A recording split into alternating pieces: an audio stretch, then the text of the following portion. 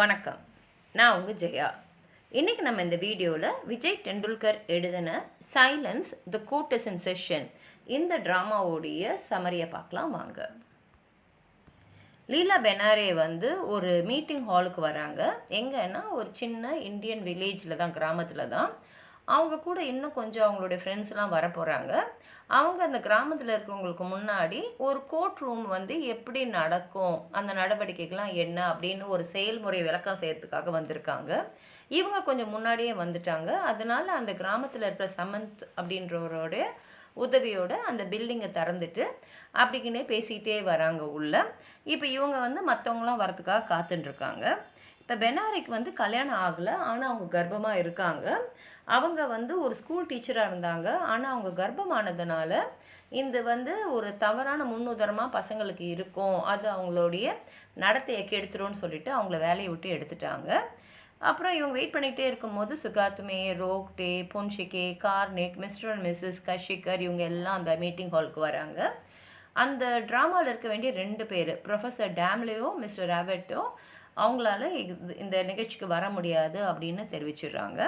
இவங்களாம் ரொம்ப நாளாகவே சேர்ந்து ஒன்றா வேலை செஞ்சுருந்தாலும் ஒருத்தர் ஒரு மாதிரி கீழே இறக்கி பேசிக்கிட்டோம், நான் தான் பெரியவங்க அப்படின்னு காட்டுறதுலையும் ஒரு முனைப்பாகவே எல்லாரும் இருக்காங்க. இப்போ இவங்க செய்ய வேண்டிய அந்த பர்ஃபார்மன்ஸ்க்கு இன்னும் நிறைய நேரம் இருக்கிறதுனால இவங்க சரி நம்ம ஒரு ட்ரையல் மாதிரி ஏதாவது ஒரு கேஸ் எடுத்து செஞ்சு பார்க்கலாம் அப்படின்னு முடிவு பண்ணுறாங்க. அப்போ அவங்க என்ன சொல்கிறாங்கன்னா, இப்போ இது கோர்ட் ரூம் தானே, கோர்ட் ரூம்னா ஜட்ஜு லாயர்ஸ்லாம் இருக்கணும் இல்லையா.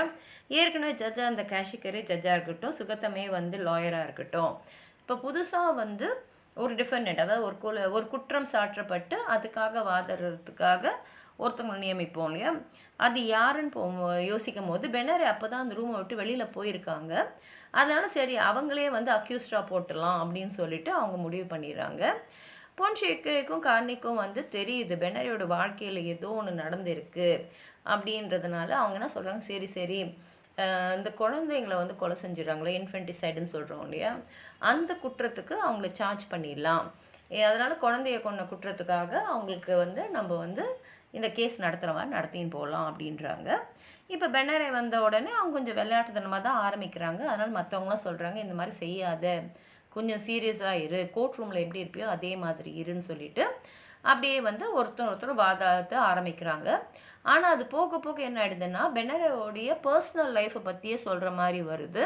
இது ஒரு மாதிரி அவங்களுக்கு ரொம்ப மனசு கஷ்டமாக இருக்கும்போது எல்லாம் சொல்கிறாங்க, இது வெறும் ஒரு விளையாட்டு மாதிரி தானே, இதையும் சீரியஸாக எடுத்துக்கிற அப்படின்னுறாங்க. ஆனால் பேசுகிறவங்க எல்லாருமே எப்படின்னா, பெனாரே கல்யாணம் ஆகலை, அப்படியே ஒரு மாதிரி வித்தியாசமாக அதாவது சமுதாயத்தில் அங்கீகரிக்கப்பட்ட சில விஷயங்கள்லேருந்து மாறுபட்டு இருக்கிற மாதிரி வெளிப்படையாக பேசக்கூடிய பொண்ணு மாதிரி இவங்க எல்லாத்தையுமே கிரிட்டிசைஸ் பண்ணி இது ஒரு ஆப்பர்ச்சுனிட்டி எடுத்துக்கிறாங்க. அதை பற்றி பேசுகிறாங்க. அப்புறம் இந்தியன் பாலிட்டிக்ஸை பற்றியும் ஜென்ரலாக பேசுகிறாங்க. இப்போ இந்த வழக்கு போக போக போக என்ன ஆகிடுதுன்னா, ரோக்டே டேம்லே வீட்டில் நான் ஒரு நாள் மத்தியானம் பெனாரேவை பார்த்தேன் அப்படின்னு சொல்லிட்டு அவர் படித்த ஒரு நாவல்லேருந்து ஒரு சீனை அப்படியே அவர் இவங்க 2 பேரையும் சம்மந்தப்படுத்தி சொல்லும் போது பெனாரே அவரால் தான், டேம்லேயால் தான் ப்ரெக்னென்ட் ஆகிருக்கும், கர்ப்பமாக இருக்கும் அப்படின்ற மாதிரி அவர் பேசுகிறாரு. பெனாரே ரொம்ப ரொம்ப அப்செட் ஆயிடுறாங்க. ஆனால் அவங்க பேசுகிறது தெரியுது இவர் சொன்னது தான் உண்மை அப்படின்னு. ஏன்னா உண்மையிலே டேம்லேயோட குழந்தைக்கு தான் இவங்க கர்ப்பமாக இருக்காங்க. ஆனால் என்னன்னா, எப்படியாவது அந்த குழந்தைக்கு ஒரு நல்ல வாழ்க்கையை, மகிழ்ச்சியான வாழ்க்கையை தரணும் அப்படின்றது தான் பெனாரோட ஆசை. இப்போ இவங்க எல்லாருக்குமே தெரிஞ்சிச்சு, நம்ம ஒரு கதை மாதிரி ஒன்று எடுத்து அதை ஒரு கேஸாக நடத்தலாம்னு நினச்சது உண்மையாகவே ஆயிடுச்சுன்னும் போது அந்த பிளேயர்ஸ் எல்லாருமே சீரியஸ் ஆகிடுறாங்க. இப்போ பெனாரே ரொம்ப அப்செட் ஆகிட்டு, சரி இந்த ரூமை விட்டு நம்ம வெளியில் போயிடலாம் அப்படின்னு நினைக்கும் போது அந்த ரூம் வெளியில் பூட்டியிருக்கு. அதனால் அவங்களால வெளியில் போக முடியல. அவங்க முழுசாகவே அங்கே இருக்க வேண்டிய சூழ்நிலை உருவாயிடுது.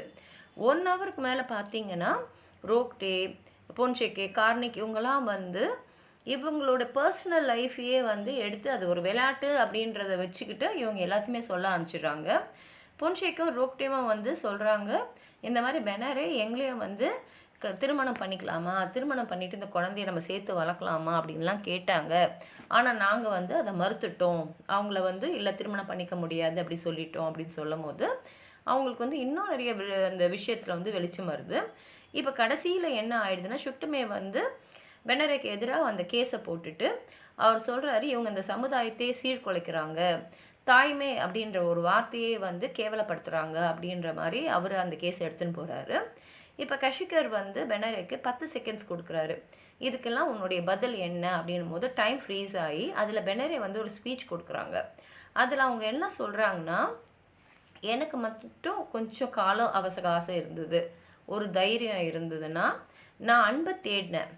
அது மாத்திரம் இல்லாமல் எனக்கு வந்து இந்த ஆசிரியை பணி வந்து ரொம்ப பிடிச்சிருந்தது.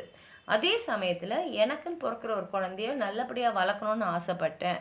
அதனால் அவங்களாம் என்ன ஆசைப்பட்டாங்க, என்ன செய்யணும்னு விரும்பினாங்கலாம் சொல்கிறாங்க. இப்போ டைம் வந்து அன்ஃப்ரீஸ் ஆகுது. இப்போ வந்து கஷிகர் வந்து பெனரேயோடைய பனிஷ்மெண்ட்டை சொல்கிறாரு.